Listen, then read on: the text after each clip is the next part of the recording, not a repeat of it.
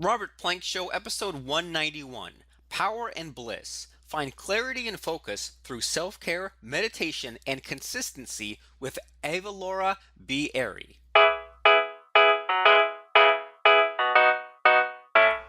Hey everyone, and welcome back to the Robert Plank Show. We're talking about building a business online. Our guest today is Avalaura Gaither. I hope I got that right. And we're going to be talking about self-care and about meditation and about stress relief because as an intuitive consultant and life coach, Avalaura has passionately assisted individuals who dare to live their best lives. She takes her clients from whole to wholeness in their life, relationship, and business by guiding them through a powerful healing process that helps them discover who they are, who they wish to be, and how to get there. If now is the time for you to live a freedom-focused life, detox yourself of limiting beliefs that no longer serve you, and create an unrecognizable reality, then she's the guide you've been waiting for. So how are things today? Things are awesome, Robert. Thank you so much for having me. I'm glad that you're on. And you know what? So this whole subject, like the whole, like the mindset and get myself in a flow state. I mean, I've heard a lot of that stuff, and I do as much of it as I remember to do, like having that quiet time, and waking up early, and going on walks, and taking out the negative self-talk and all that stuff. But so in that whole area of getting your head on straight, I guess, like what makes you stand out and what makes you different and special?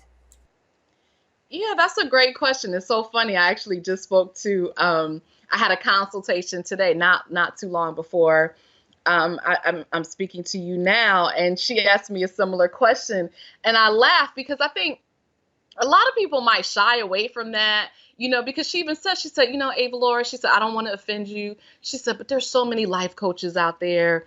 And there's so many people who say they're doing this work. Like, why would I work with you? Like, what, like what makes you different than everybody else? Very similar to the question you just asked. And, you know, one of the things that I like to share with people is just a little bit about who I am.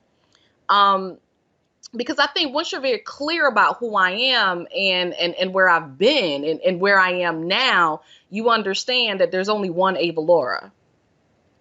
And for me, my background is actually in psychology and social work. So this is what I actually went to school for. It's not a fly by night thing where it was just like, oh, you know what, this seems really cool. Let me do this, or everybody's a coach now, so let me become a coach. But I actually got my bachelor's degree in psychology and my master's degree in social work from Howard University in Washington, D.C.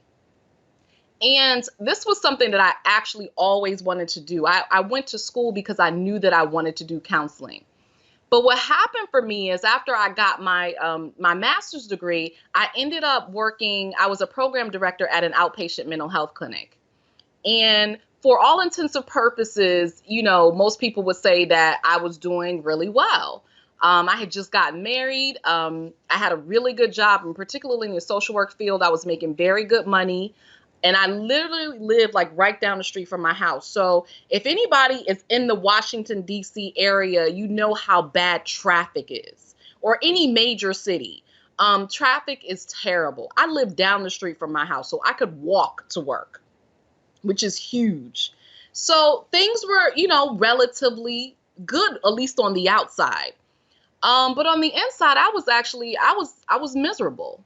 I found myself very depressed. I found myself not happy at all, feeling like I can't believe I worked so hard. And like, is this all there is to life? Like, is this what I'm going to be doing for the rest of my life?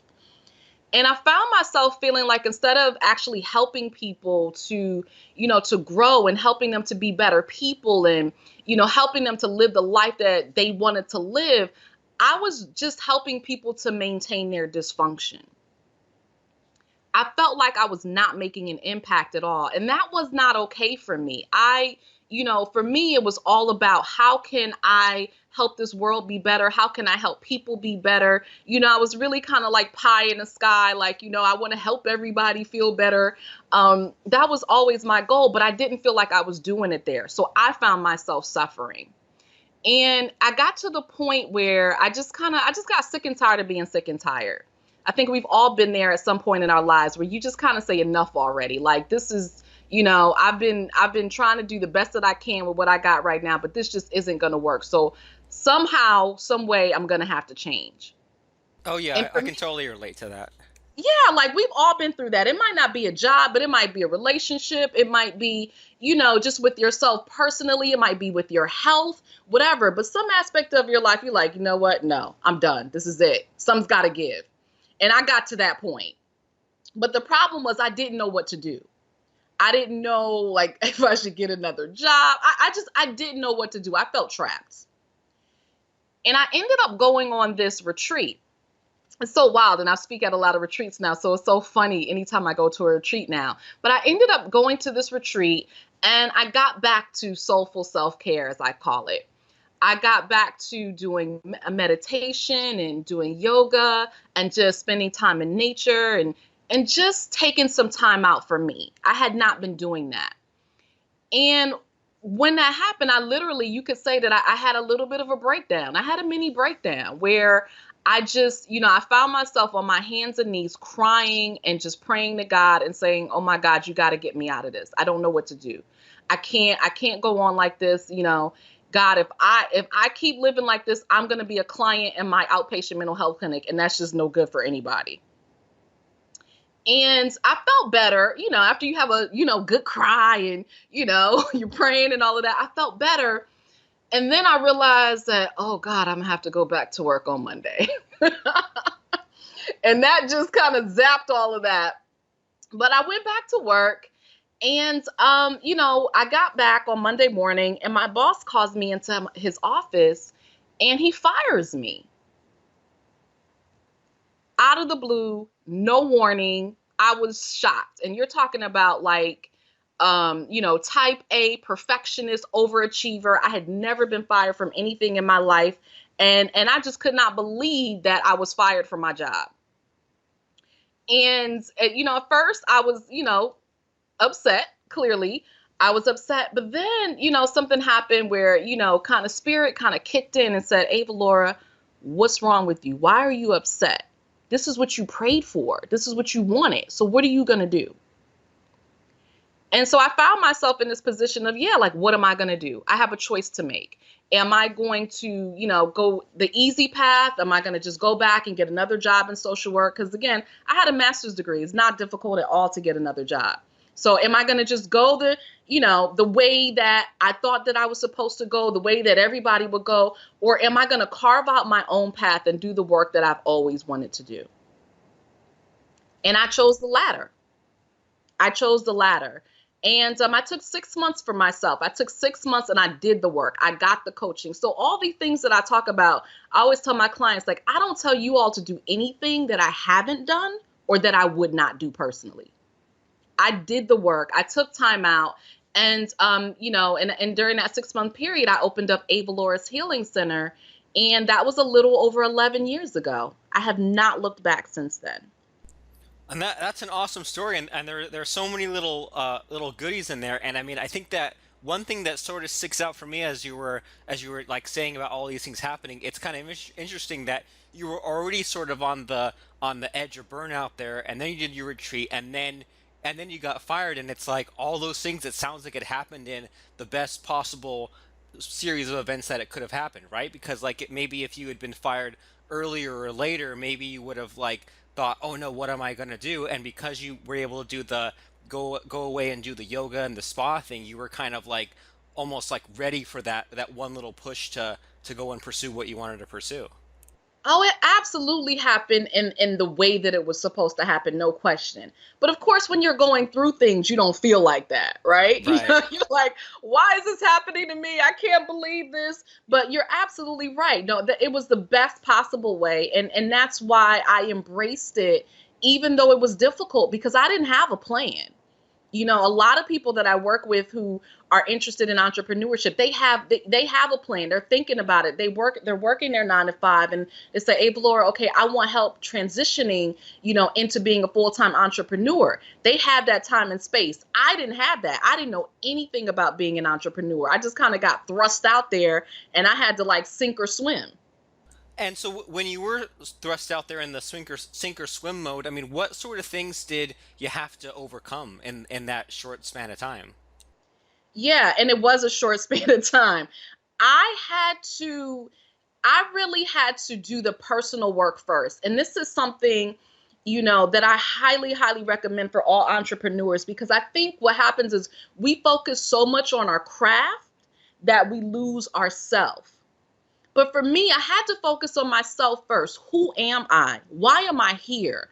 Why am I starting a business? What is the impact that I want to make? How do I want to change lives? Why am I doing this? Kind of like you said, why me versus somebody else? So I had to do all that internal work first. I had to really get clear with myself first. And then once I did that, then I could figure out, okay, this is the kind of business that I want, because I wanted a business that was reflective of my lifestyle.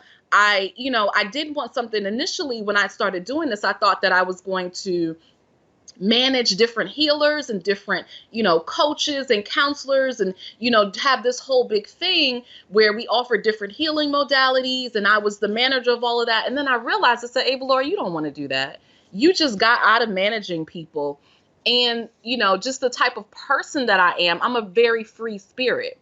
So I knew I would not want to be tied down or attached to something. I wanted something where wherever I am, I can go and see clients. But that was from doing all the internal work of figuring out who I am. And then I could figure out a business model that worked for me and for my clients. So what exactly goes into that taking stock or whatever of who you are? Like, is it a matter of like putting things into categories or asking yourself the right questions? I mean, like, what's the method to the madness as far as figuring out yourself first? Great question. For me, I had guides, and that's what I always recommend for everyone else. I actually wrote a book, Bliss, which talks about how to, live a life of passion and purpose and pleasure, and how to, figure out your purpose and then also monetize that as well. But I always believe it's best to have guides in doing that, because there are just certain things that you just can't see about yourself. You just can't know. You can have the steps. I can say, Robert, do this, do that. This is first, this is second. But it's very difficult when you're trying to do it on your own. And there are things about yourself that you simply can't see, or you're just not going to tap into, because you just don't go deep enough, or you might be afraid of it, or you just, you're not going to push yourself as hard as somebody else is going to push you. So I always recommend having somebody. There are questions that you absolutely can ask yourself, but a lot of times what I find is that when people ask themselves their questions, they don't get to the heart of the matter. They kind of stay on the surface. That makes a So lot of sense, right? They don't dive deep into the painful stuff. exactly, exactly. And that's where the goodies are, like the painful stuff, that's where the magic is. Like, that is where you find where your true purpose is and what's going to separate you from everybody else. So can you give me like an example of that? Maybe either of like yourself or when you do your coaching and stuff like that. I mean, what are some of the scary goodies in there that you discover? Yeah, so and again, I've done this personally, but even for my clients, so a lot of times it's so interesting. Like, even when I'm talking to my clients, maybe even the first session, a lot of times it's like, okay, so what is it that you want to do? Why are we here? What is your goal? And one of the biggest things that I find is that they don't even really have clarity. They're not even really sure. They kind of have this concept or this idea, but it's like a shell. It's there's no heart to it. And a lot of times what I find is that when I ask them about themselves, just questions, so just tell me about yourself. Tell me about your journey. Why are you even passionate about, let's say it's baking cookies? Why do you even want to bake cookies? Why do you want to sell cookies? Why are your cookies going to be better than anybody else's? And then it might, go to childhood stuff. Well, my mother used to bake cookies, and, she was never really around for me, but that was the one way that we connected, is when she made cookies for me. So that's kind of that painful stuff that, oh, wow, my mom wasn't there. She wasn't the mother that I wanted, but I felt connected to her when she made cookies. And that's why I'm so passionate about cookies. Interesting. So it's like you're uncovering the real reason why they even got started in the first place. Yes, absolutely.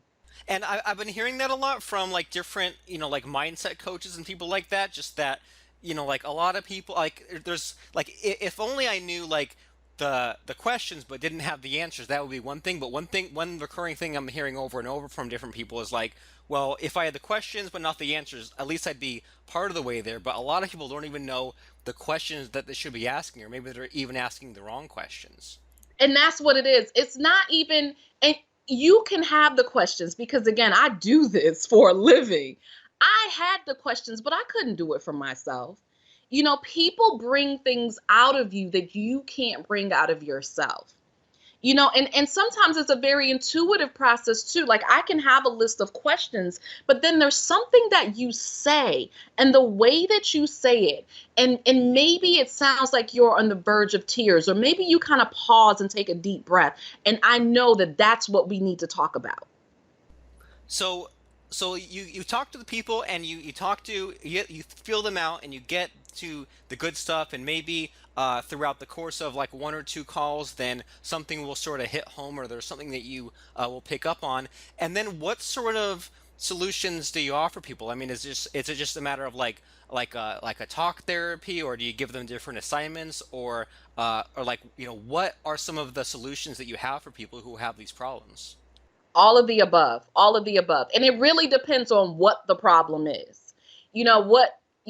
What's different in terms of my background is my background is in counseling, and I'm also a certified life coach and spiritual counselor. So for me, it's a combination of things. It's not a one or the other. I don't believe that traditional counseling alone works. And I don't believe a lot of times that life coaching alone works, because a lot of times people who say they want life coaching really need counseling. And people who say they want counseling need life coaching. So I really believe that the combination of the two is the best.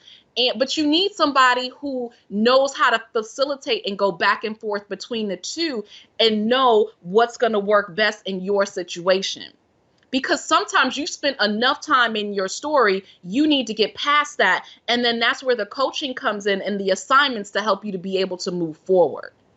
Or sometimes you just haven't gone deep enough. I know people who have done counseling and they just haven't gotten to the heart of things. They're still feeling stuck because they never went deep enough. So now they really need counseling to kind of bring that up. And then we can go into the coaching mode of, once we're clear, once we know, once we have that aha, now here's the work, here's the assignments to flesh that out and to continue to move forward. And that's kind of interesting because I mean, it's one thing to say that, have a different tool for a different job, but the way that you're sort of explaining this, it sounds like, well, somebody might need, this one tool to get from point A to point B, but they might need to switch gears and get to use some other tool to get from point B to point C. Yes. A lot of times I find that there's a step that that people have missed. You're absolutely right. Like a client that I'm working with now, and a lot of people that I work with, this is not new for them. They have been to the retreats, they've read the self-help books, they've done the Deepak Chopra meditation, like they've done all of this stuff. They've gotten coaching, but they're still finding themselves like, hey, Laura, I've collected a bunch of stuff, but I'm still missing something. Like something just is not jiving for me.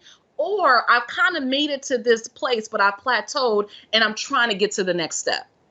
Interesting. And what I'm sort of hearing too is that maybe they have some book smarts, but not street smarts, where maybe they've read up on all the like the breathing exercises, or the yoga, or the yoga, or the Reiki, or whatever there is, and they know all the facts and figures. But like, what good are the facts and figures if you don't have that coach who's helping you through it? Absolutely. And you got to have that, and this is one thing that I'm so passionate about, and that is implementation. You have to implement. You have to take action. It's not enough to read.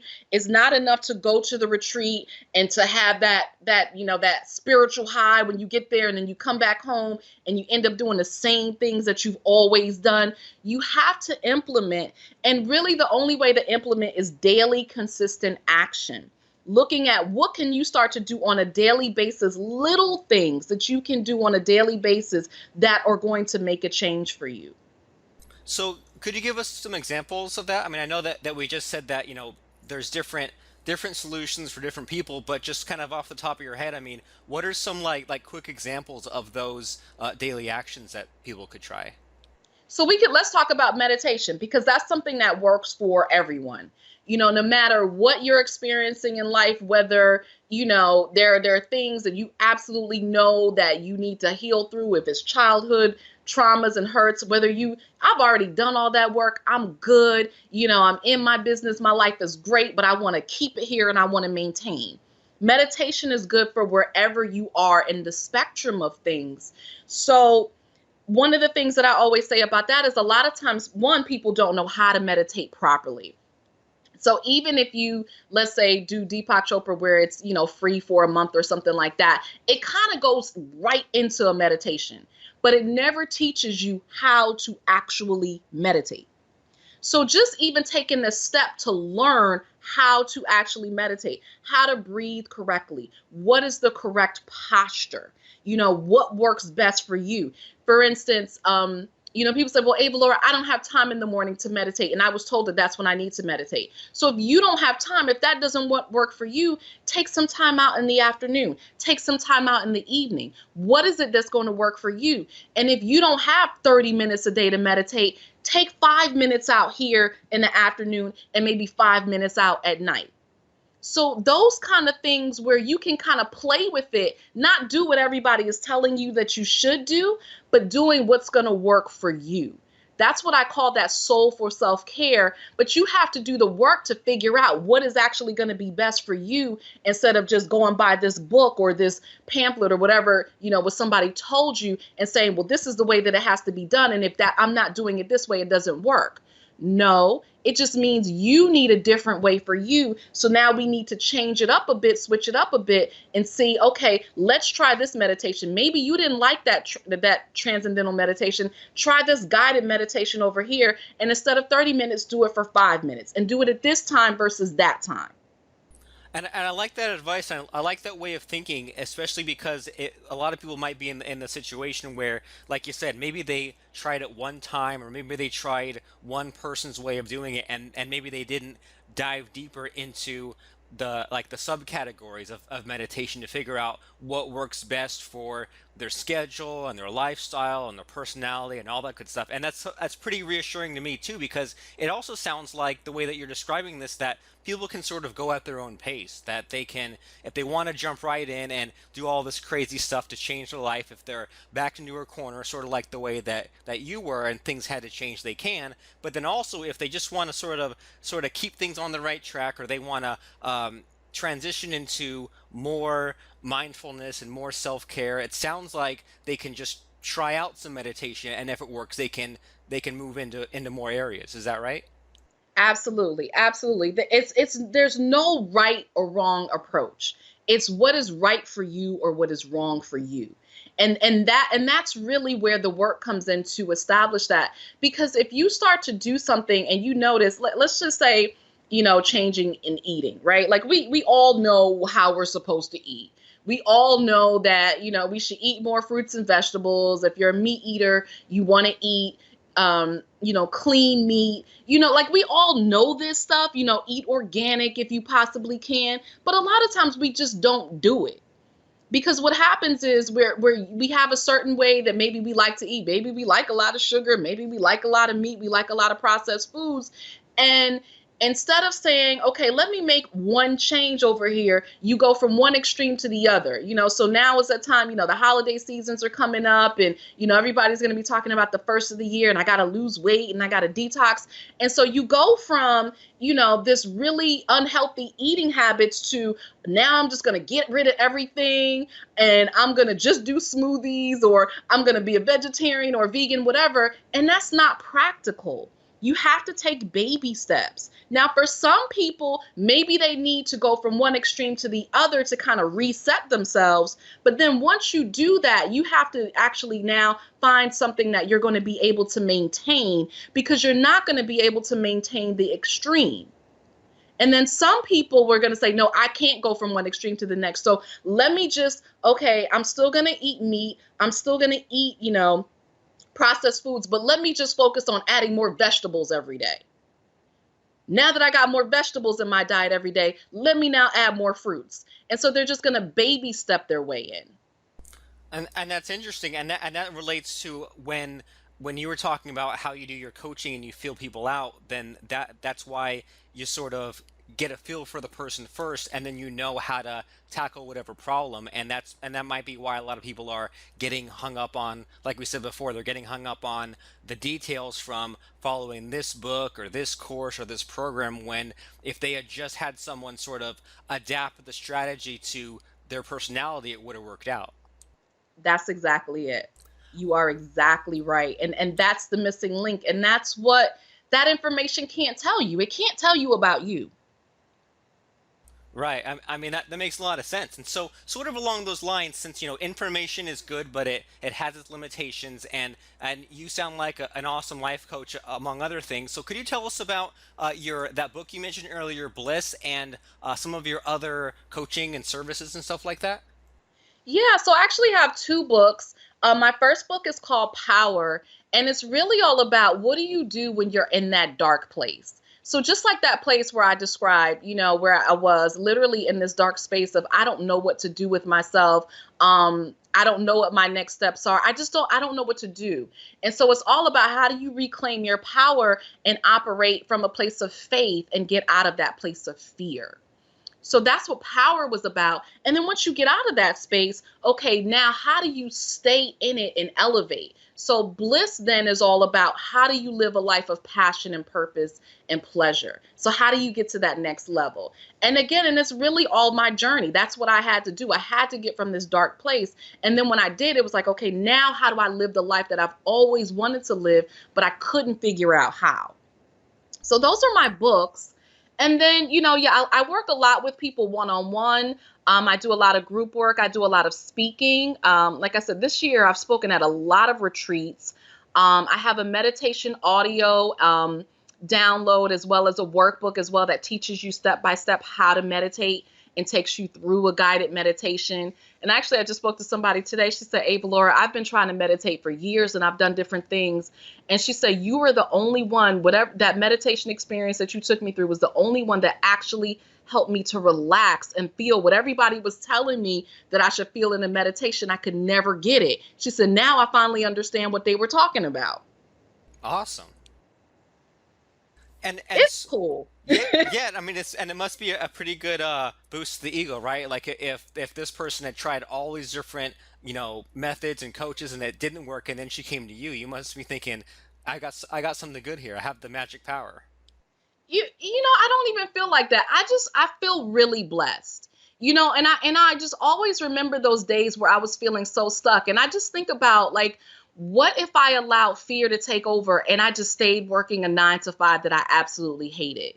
Like what if I did that? All of these experiences that I'm having with people where I really am making an impact and I'm really getting to help them in meaningful ways and they're changing their lives. Like I never would have had that experience if I stayed stuck in fear and didn't venture off into, really the unknown. Because, when you start a business, you really don't, it's a lot of unknowns. You don't know what's going to happen. You don't know how you're going to pay your bills. You don't know if you're going to have any clients, any customers. You just don't know. So it's just a beautiful experience to know that I did the right thing and I'm making the impact that I always wanted to make.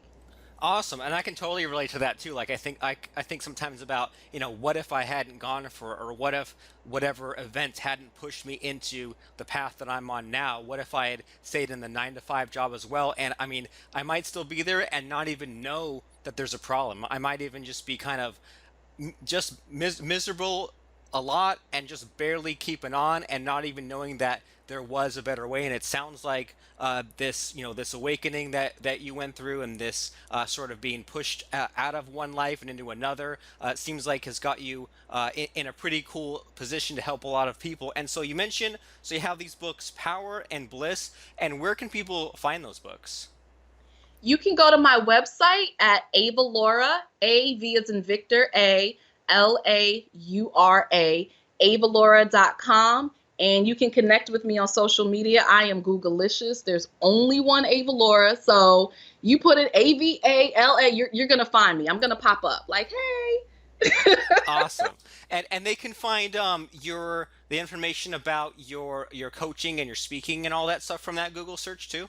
Yes, you can find everything on my website. And I'm very active on social media. So when you connect with me on Facebook, Twitter, LinkedIn, I post things all the time. Cool. So they find you one place and they'll get the other stuff. That exactly. Awesome. Well, I think that, like as we talked about this sort of subject, I think that it's kind of scary for some people, and even some listeners might think that this is sort of an off-topic conversation. But I think that as far as entrepreneurship goes and building a business and dealing with the self-doubt and the frustration, I think this is probably the number one most important thing for everyone to not only talk about but think of and get past those blocks. And I think that everything that you said today was super awesome, and I really appreciate you hopping on. So thanks so much, Avalaura, for telling us about all these ways that you've improved your life and you've improved other people's lives. And I hope that everyone goes and jumps and grabs the Power book and the Bliss book and checks out you and your websites and your coaching. So thanks so much for stopping by. Thank you so much for having me, Robert. And as I say, get your mind right, your business will be tight. Come on. It can't be that easy to update all my websites at once, can it? It's true. People all over the world are using Website Remote to retake control of their WordPress sites. I'm talking about personal sites, niche sites, Amazon sites, business sites, SEO content blogs, membership sites, and more. Go to one single screen to see how your sites are doing. Click a button to update all your plugins. Click a button to update themes, update WordPress itself, compare plugins and plugin versions across different sites, log in instantly, and more. Download it now at websiteremote.com/trial to get your time back and manage all your sites in just seconds.